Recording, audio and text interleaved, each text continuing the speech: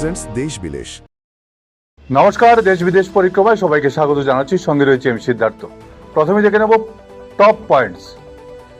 মণিপুরে বারুদের স্তূপ, সেনার ক্যাম্পে তাণ্ডব, পাঠ্যক্রমে যৌন শিক্ষা, নৈতিকতার নতুন মোড়, পাসপোর্টের আইনি মর্যাদা নিয়ে চরম বিভ্রান্তি, ভারত ব্রিটেন বাণিজ্যিক সন্ধি, বিশ্ববাজারে ভারতের নতুন জয়যাত্রা, লোকসভায় বিজেপির মাস্টার স্ট্রোক, বিল পাশের নয়া রণকৌশল, এমবাপের স্বপ্নভঙ্গ, স্পেনের ঝড়ে ছিটকে গেল ফ্রান্স। শুরু করছি বিস্তারিত পরিক্রমা। মণিপুরে বারুদের স্তূপ, সেনার ক্যাম্পে তাণ্ডব। মণিপুরের সেনাপতি শহর এখন যেন এক জীবন্ত রণক্ষেত্র। নিষিদ্ধ সশস্ত্র গোষ্ঠীর সদস্যদের খোঁজে নিরাপত্তা বাহিনী যখন তল্লাশি অভিযান চালালো, তখন বাতাসের বারুদ যেন বিস্ফোরিত হলো। স্থানীয় জনগণের বাঁধ ভাঙা ক্ষোভ আছড়ে পড়ল অসম রাইফেলসের ক্যাম্পে। একদিকে লাঠিচার্জ, অন্যদিকে কাঁদানে গ্যাস, চারদিকে যেন অন্ধকারে রাজত্ব। একের পর এক সরকারি গাড়িতে ভাঙচুর, ট্রাকে দাউ দাউ করে জ্বলছে আগুন। উখরুল জেলায় কনভয় হামলার রেশ কাটতে না কাটতেই এই তাণ্ডব কি কোনো পরিকল্পিত ষড়যন্ত্রের ফসল? প্রশ্ন উঠছে, উপত্যকার শান্ত আকাশ কি তবে চিরতরে কালো মেঘে ঢেকে গেল? স্কুলের চার দেওয়ালের ভেতরে এবার আসছে এক আমূল পরিবর্তন। সুপ্রিম কোর্টের নির্দেশে গঠিত বিশেষজ্ঞ কমিটির সুপারিশ মেনে এনসিআইআরটি নতুন শিক্ষানীতি 2020 আওতায় চালু করছে কম্প্রিহেনসিভ সেক্স এডুকেশন। এটি কি কেবল বইয়ের শিক্ষা, নাকি আগামীর বিপদ থেকে শিশুদের ঢাল? প্রাথমিক স্তর থেকেই সন্তানদের শেখানো হবে ব্যক্তিগত সুরক্ষা, সম্মতি বা কনসেন্টের গুরুত্ব এবং সাইবার জগৎ থেকে নিজেকে নিরাপদ রাখার বৈজ্ঞানিক কৌশল। গুড টাচ বা ব্যাড টাচের পার্থক্য কি তবে আবার বাড়ির গণ্ডি পেরিয়ে ক্লাসরুমের পাঠ্য হবে?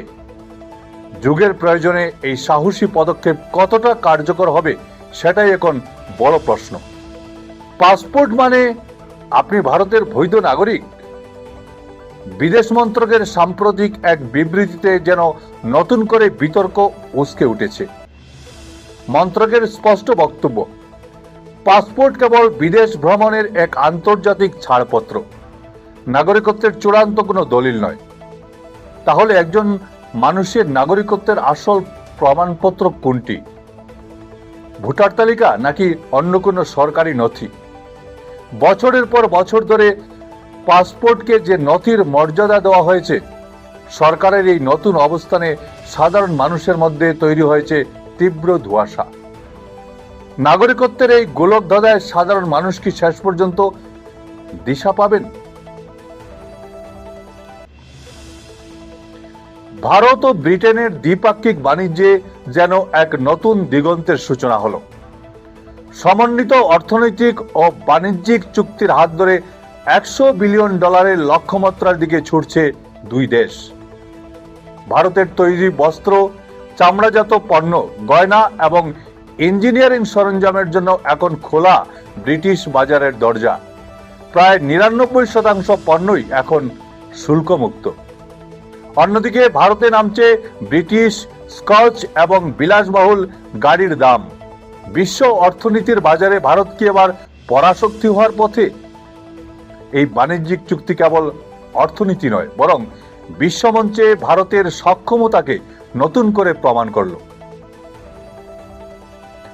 সংসদের বাদল অধিবেশন আসার আগেই দিল্লিতে শুরু হয়ে গেছে গুটি সাজানোর মহড়া। মহিলা সংরক্ষণ বিল এবং আসন পুনর্বিন্যাসের মতো যুগান্তকারী বিলগুলো পাশ করাতে মরিয়া বিজেপি সরকার। বিরোধী শিবিরে ভাঙন ধরিয়ে নিজেদের শক্তি কয়েক গুণ বাড়িয়ে নিয়েছে তারা। ক্ষমতার অলিন্দে শোনা যাচ্ছে ডিএমকে এবং এনসিপির মতো শক্তিশালী দলগুলোর সঙ্গে পর্দার আড়ালে নাকি চলছে গোপন বোঝাপড়া। সরকার কি পারবে এই বিতর্কিত ও গুরুত্বপূর্ণ বিলগুলো পাশ করিয়ে নিতে, নাকি বিরোধী পক্ষের বাধা সামলে ফের মাঝপথে থেমে যাবে গণতান্ত্রিক এই প্রক্রিয়া? ফুটবল বিশ্বকাপের উত্তেজনার পারদ আজ চরমে। স্পেনের কাছে 0-2 গোলে হেরে নীল জার্সিধারীদের বিদায়, এমনটা কেউ ভেবেছিল? পরাজয়ের পর মাঠেই যেন ভেঙে পড়লেন অধিনায়ক কিলিয়ান এমবাপে। নিজের কাঁধেই নিলেন হারের সমস্ত দায়ভার। এমবাপে স্বীকার করেছেন, কৌশলগত দিক থেকে স্পেন তাদের চেয়ে অনেক বেশি সাবলীল ছিল এবং মাঝ মাঠের নিয়ন্ত্রণ হারিয়েই আসলে ম্যাচটা তারা হাতছাড়া করেছেন। কিন্তু এটাই কি ফ্রান্সের শেষ কথা?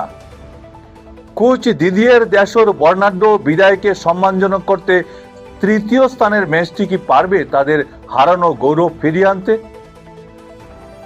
আজ ছিল এ পর্যন্তই।